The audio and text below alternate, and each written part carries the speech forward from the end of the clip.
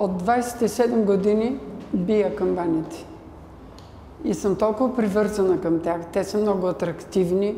И всеки път, когато се изкачвам, си кръстя и благодаря на Бога, че в тази напреднала възраст мога все още да бъда полезна.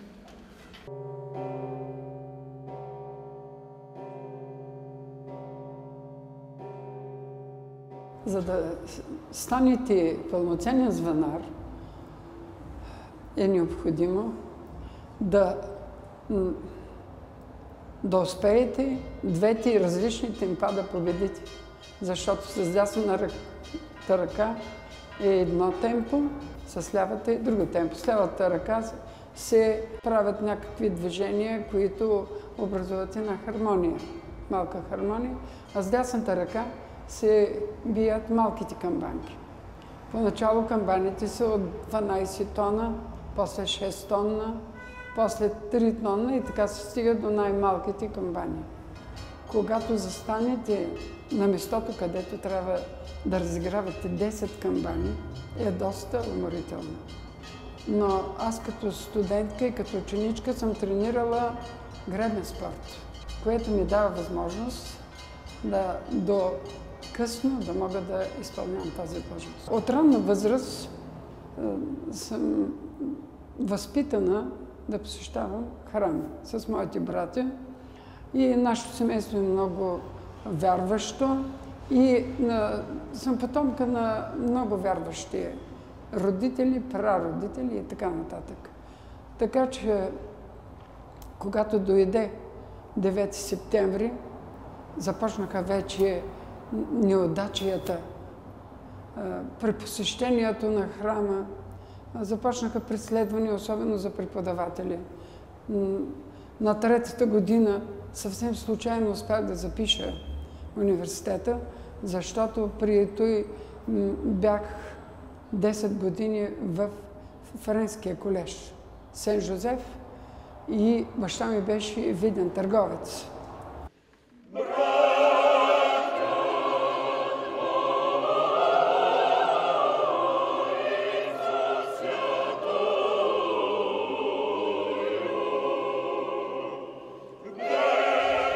От 50-та година започнах хорвата си дейност тук в храма и съм свидетел на много неудачи. Например, ограничи се вече влизането в храма най-вече в най-светлите празници, най-големия християнски празник и Възкресение Христово. На този празник идваха дипломати и правителствени личности. Но само те влизаха в храма и хористите. И даже понякога съм използвала перука, защото бях уволнена от 21-а гимназия за моето присъствие по храма. Така че предпазливо и със специални разрешения влизахме в храма. Имаше специални разрешения. Толкова много ме преследваха и в университета, изгониха ми от ДКМС, но точно заради този храм, с призив да напусна университета. И понеже много трудно бях влязла в университета, тогава аз направих едно отклонение, отидах в Свети Георги, пеех, по-късно в Свети Седмочисленици и от 30 и няколко години се върнах вече отново в този храм. Когато се върнах, проявих един голям интерес към камбанарията. Качих се един път, два пъти и после вече се приобщих към този, който по това време ги биеше.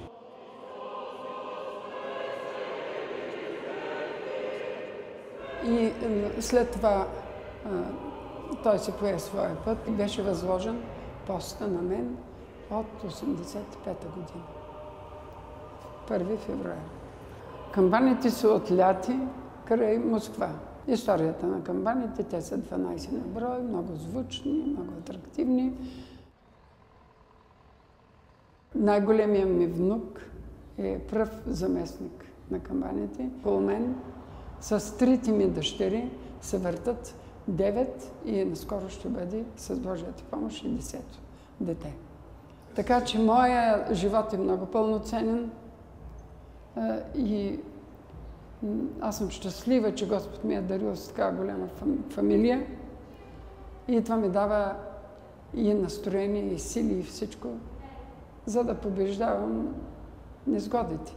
Защото след 9 септември живота стана тук ужасно труден и лишен от всякаква хармония.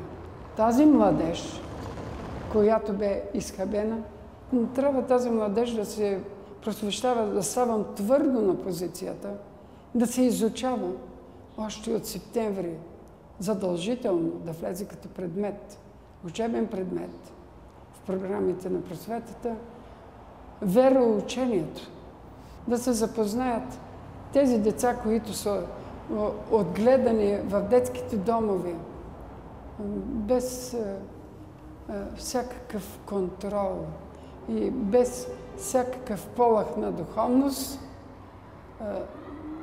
да се запознаят с 10 Божии заповеди, които бяха унищожени тотално през тоталитаризма. Има надежда и тя се усилва даже. Защото там, където ходят допълнително да пее в свети си участници, многократно идват млади хора сутрин преди работа и си палят свещ и си молят. И моя девиз е това: докато дишам, ще служа на Бога.